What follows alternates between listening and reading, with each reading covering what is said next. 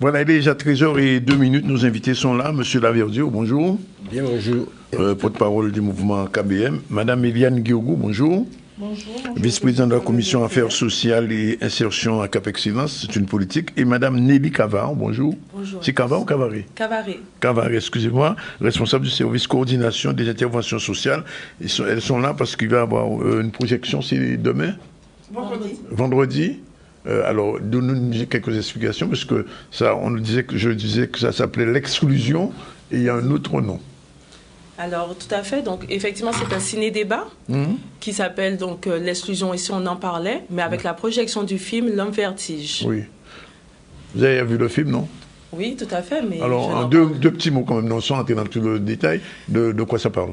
Donc, il s'agit de la réalisatrice guadeloupéenne, Mallory Edouard Pesley, qui a effectivement filmé des personnes dans les rues de Pointe-à-Pitre durant 5 ans et qui a été confrontée à la réalité sociale de ces personnes, des personnes en situation d'errance. D'accord. Donc, c'est l'errance sociale, c'est voilà, la difficulté de ces personnes.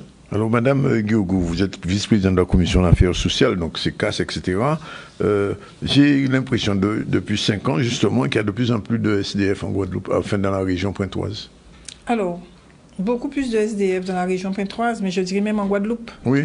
Parce qu'ils ne restent pas seulement sur la région pointoise, ils se déplacent, ils bougent. Ouais. Donc, on a, avec ce qu'on a appelé la journée de la solidarité, puisque nous avons organisé en octobre 2024 une journée de solidarité qui est une opération pour aller vers ces publics-là.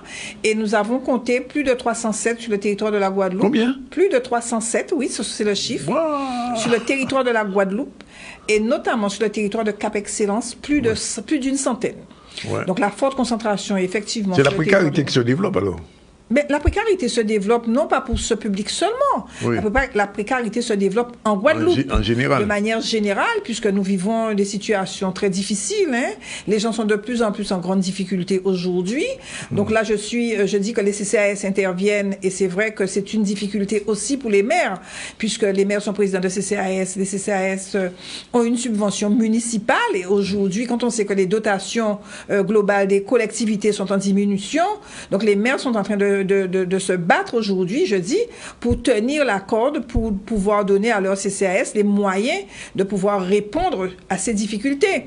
Même si nous avons le conseil départemental qui est l'institution de toutes les solidarités, mais nous sommes malgré tout la première porte d'entrée, nous CCAS, et c'est un petit peu ça la difficulté. C'est la raison pour laquelle aujourd'hui, nous sommes en train de mettre en place des partenariats avec le conseil départemental sur les aides, sur l'amélioration de l'habitat et sur autre chose. L'État n'entre pas en ligne de compte. L'État rentre en ligne de compte dans le cadre du contrat de pacte de solidarité, mais c'est surtout sur des projets, sur des investissements. D'appels à projets.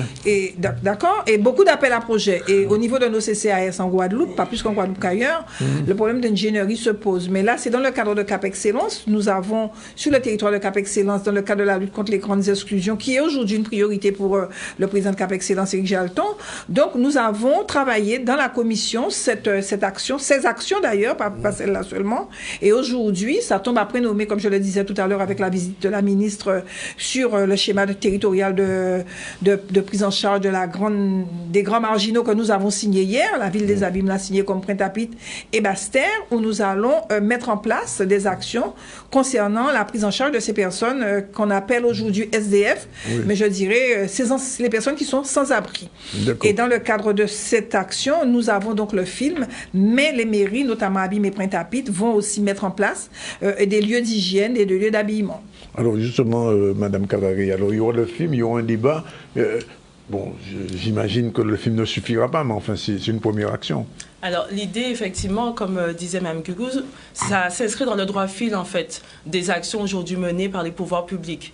L'idée du ciné-débat, c'est de pouvoir se servir, effectivement, de ce film qui a été réalisé sur notre territoire et de pouvoir informer, sensibiliser tout un chacun. De pouvoir aussi déconstruire les préjugés, de pouvoir aussi informer sur les différentes actions et les dispositifs existants sur notre territoire et de pouvoir porter un échange avec justement les professionnels, le public, par rapport à toutes ces questions qu'on se pose. c'est aussi, à travers ce film, la possibilité de pouvoir être confronté à cette réalité que certains ne connaissent pas. Parce que le film montre effectivement quand même ce public, cette souffrance que connaissent les personnes en grande situation d'exclusion. Donc nous aurons dans un premier temps le film sur 1h30, projection du film, ensuite suivi de 2 tables rondes. Donc une première table ronde avec les expériences et les données, donc avec des témoignages de personnes ayant été confrontées à ces situations en voie de réinsertion, avec la réalisatrice qui pourra parler de son expérience et une étude effectivement qui a été faite aussi par le RIOPS-CROIH sur les personnes en difficulté spécifique. Et la deuxième table ronde sera sur l'accompagnement justement et le lien social des structures, donc avec la Croix-Rouge, avec le PSM, avec Maison Saint-Vincent, aussi acteur incontournable en termes d'hébergement d'urgence, et un sociologue en la personne de Raymond Otto. Et bien entendu, suivi de l'échange avec le public. Alors, Madame Guiogo, j'ai envie de vous poser la question. On m'a dit qu'il y avait à peu près 600 personnes dans cette situation en Guadeloupe. 300 pour l'ensemble de la Guadeloupe, pardon, et une centaine Cap Excellence. Est-ce que vous pensez pouvoir réduire ce nombre? Mais écoutez, c'est l'objectif. Hein. Oui. Je ne vais pas répondre oui d'emblée, puisque ce serait mensonge à la limite, je dirais. Mais l'objectif, effectivement, c'est de réinsérer ces publics, de les amener à prendre conscience, de soigner aussi, parce qu'il y a quand même malgré tout un problème de santé mentale. Et aujourd'hui... Même physique. Oui, physique, agression. C'est un public quand même qui a une particularité. Et c'est la raison pour laquelle nous avons mis ces tables rondes après le film, justement pour que les partenaires, les professionnels puissent parler de leur vécu, mais surtout parler aussi de ce que nous pouvons faire et ce que nous pouvons faire surtout ensemble. Oui. Parce que c'est pas seul qu'on pourra le régler ce problème, c'est ensemble qu'on pourra le régler. Et c'est un petit peu aussi ça la base du schéma qu'on a signé hier, avec autant de partenaires pour qu'ensemble nous puissions porter une réponse, je dirais, mais quelque chose pour ce public-là qui reste malgré tout nos enfants, nos familles, contrairement à ce qu'on pense. C'est pas parce qu'ils sont dans la rue qu'ils sont pas nos parents, hein, parce qu'on peut trouver nos parents dans la rue demain. Alors, il y a ces gens qu'on appelle des SDF, etc. Et puis vous m'avez dit tout à l'heure, c'est vrai que la précarité se développe quand même dans le pays. Vous êtes au CECAS, vous le savez bien. Comment réduire la précarité? Qu'est-ce qu'il faudrait? Mais écoutez, réduire la précarité, c'est déjà accompagner les publics. Par exemple, on peut être en situation de précarité pour pas forcément parce qu'on ne travaille pas, parce qu'on n'a pas d'argent autre, on peut avoir un coût dans une situation. Aujourd'hui, on perd un parent, il faut payer l'enterrement, il faut payer un certain nombre de choses. Ça dépend si mon amour en Guadeloupe, si mon amour en France. Puis il n'a pas même bitin là. Si l'argent là, on est là, si l'économie là, on est là, ben il faut dépenser. Ça veut dire qu'on peut pas manger jour de là, on peut pas payer le loyer, on peut pas faire ça. Donc ça, c'est une précarité. Donc l'objectif, c'est d'accompagner la personne, de l'aider à sortir de la situation. Donc c'est du cas au cas par cas. C'est au cas par cas la précarité. Bon, il y a des gens qui sont vraiment en grande précarité. Par exemple, nos personnes âgées qui touchent 400 € par mois de retraite, c'est sûr qu'ils sont en grande précarité. Heureusement pour certains, ils n'ont pas de loyer à payer parce que nous, toutes nous cases en nous essayons de faire une petite case. Mais malgré tout, c'est quand même une grande précarité. Et ce qu'on peut porter pour eux, c'est un accompagnement pour apporter un complément de retraite avec les organismes qui existent pour leur permettre d'avoir un petit peu plus d'argent et pour pouvoir vivre modestement. Donc, en fonction de la situation, nous pouvons sortir un certain nombre de personnes de la précarité. Mais il ne suffit pas de les sortir seulement. Ah bon? Mais non. Parce que quoi voter aujourd'hui là, mais ils peuvent tomber. Oui. Et c'est pour ça qu'on parle d'accompagnement. Qu'est-ce qu'il faut faire pour ne pas tomber? Eh bien, faut nous accompagner faut nous apprendre à gérer budget faut nous apprendre à dire qu'on sait que électricité là son priorité, loyer là son priorité, pour manger, faut acheter là, faut manger ça. Donc il y a tout un accompagnement derrière et c'est ce que je dis régulièrement concernant le social. Nous travaillons sur de l'humain. Donc ça peut prendre un mois comme ça peut prendre une année pour accompagner ce public là. Si véritablement on veut leur faire sortir de la situation de précarité. Et en fonction de la situation, vous mettez en place un certain nombre de panels de réponses. Alors, Nelly Cavary, ça veut dire qu'il y a de plus en plus d'interventions sociales à mettre en place, du coup, point de vue de Cap Excellence? Nombreux sont quand même les associations qui œuvrent au quotidien auprès de ce public, il faut en être conscient, mais c'est vrai qu'il faut affiner les réponses. Il faut en être conscient. Il y a aussi tout un travail de prévention à faire parce qu'on se rend compte que nul n'est à l'abri. Donc, comme effectivement on vient de l'évoquer, c'est important de pouvoir anticiper, préparer, accompagner ces personnes qui se retrouvent en difficulté. Ça peut être effectivement une perte d'emploi, ça peut être une rupture familiale. Nombreux sont les facteurs et les problématiques qui peuvent occasionner ce genre de situation. Mais l'important aujourd'hui, c'est de pouvoir humaniser ces personnes, leur redonner la dignité.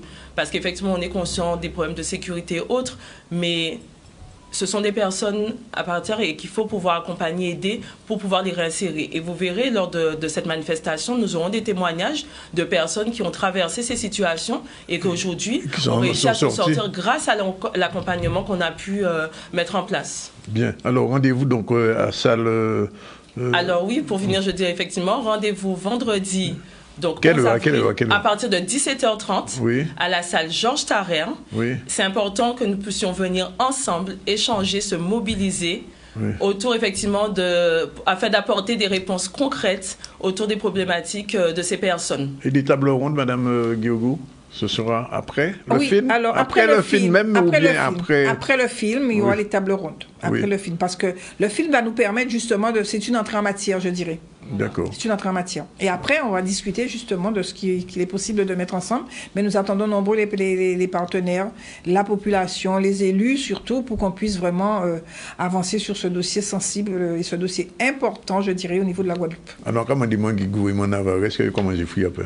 Si on va manger à pain. Non, on a tout ça parce que vous savez que fouillé à pain disparaît. Contrairement à ça, mon gars pensé. Là, on pas manger diri, on a refusé manger diri parce qu'on pas diri pas sorti en Guadeloupe. Ni des diri qu'on pas manger par exemple, diri John on pas manger ça parce qu'on pas manger Guadeloupe quoi ouais. Donc moi c'est fouillé à pain là, n'importe côté yé, premier bitan que m'adresse qu'on fouillé à pain. Qui on manger fouillé à pain là? On a manger en tout genre. On a manger en purée, on a manger en gratin, on a manger en gros sel. Ah d'accord. On a manger fouillé à pain racine, on a manger racine et quel que soit l'an tout le monde savent ça aussi bien c'est ça vous voyez Carrie après même bien radio bon moi fouille à pain racine et mori avant parce que les jeunes pas bien manger fouille à pain les livres pas manger fouille à pain c'est manger préféré moi on va bâtir mon fouille à pain on va bâtir oui on va manger fouille à pain parce que nous travail qu'a fait nous voici l'école là pour permettre justement Timon Guadeloupe pour redécouvrir fouille à pain parce qu'il y a dans ce Timon a travaillé qui frite bien ça il va me dire ça peut-être moins fait frite avec fouille à pain là et gâteau, enfin chaud, enfin, on apprend tellement bien pour ta fille à peine dans l'émission là ça. Et nouvelle voie à fond travail considérable dans l'école, hein. Et nous-mêmes aussi, pas à niveau d'autres bits, nous étions au lycée agricole Simène Massé, nous expliquons aux jeunes là, nécessité d'arriver vers des filières qui permettent de nous récupérer base alimentaire en nous et produire du développement, c'est surtout abondance et développement. C'est ça qui veut nous modèle dans nos jeux de langue. Abondance et développement. Et ça possible. Non seulement ça possible, mais ça souhaitable. Ça souhaitable. Mais pour Mangui Ougou et Madame Cavalé, inciter moun, c'est que déjà fait comme chaque monde doit pas faire un petit jardin, conformément à ce qu'on fait. Mais non, ça montre aussi nous quoi faire justement, nous quoi faire ça parce que et c'est ça qu'on va créer les jardins partagés. Et le bon exemple là, c'est la quoi nous quoi faire des jardins partagés, c'est mon c'est pour exemple un bâtiment, mais il y a des jardins à yo et il y a partager justement culture à yo avec les habitants. Donc ça aussi c'est on peut-être une innovation, mais nous avons développé beaucoup les jardins partagés et nous c'est ces abîmes, nous jardins partagés que nous avons mis en place aussi. Ni fouille à peine, non, peut-être pas ni fouille à peine, mais ni au moins un petit jardin parce que le lieu là pas grand et tout ça. Mais c'est vrai que aujourd'hui là, encore rejoindre ça aura dit, faut nous effectivement développer sa famille en nous, apprendre nous manger, là nous t'es petits, puisque c'est ça qui permet de vivre longtemps, c'est ça qui permet de grand-maman vivre jusqu'à 113 ans et bien vivre jusqu'à 113 ans aussi. Oui, il faut vivre à 113 ans. C'est pour ça qu'on manger, on a préféré manger racine, manger pays plutôt. Mais en plus, c'est chimère à la dignité, puisque ça veut dire pas dépendre des autres pour manger. Quand vous mangez, on butte notre voyer, mais il faut savoir aussi que vous, si imaginez là, quand tremblé, on mouvait à passer, on butte qu'arriver, on catastrophe qu'à passer, il faut une capacité de répondre à besoin pays. Alors, je sais tout attendre ça aussi. Il y a un cas où je vois M. Bandou à l'UPG qui a dit comme ça que pour pas jardin nous si bateau. Non. Et pour qu'on y est là, jardin nous à 65% si bateau. 65% de ça nous avons mangé tous les jours qu'à sortir si bateau. Et donc, il faut nous réussir à, on ne peut pas dire nous arriver à 100%, mais arriver quand même à une certaine autonomie alimentaire, c'est important. C'est important. Oui. Parce que moi, récolté, bon matin là, les récoltés, on panier mélangé. Donc, mais nous pas manger nous pas manger là, sinon, vie à nous qui passe, nous, quand il y a des ministres qui arrivent, qui ont parti, qui viennent, qui ont parti toute vie à nous. Alors, rappelle la manifestation. Rapidement. Donc on vous attend nombreux, vendredi 11 avril à la salle Georges Tarrer, de 17h30 à 21h. Oui. Pour la projection de film. Voilà, pour la projection gratuite, quand même, il faut le dire. Oui, bien entendu, gratuit. Projection du film L'Homme Vertige et suivi des débats et des échanges avec le public.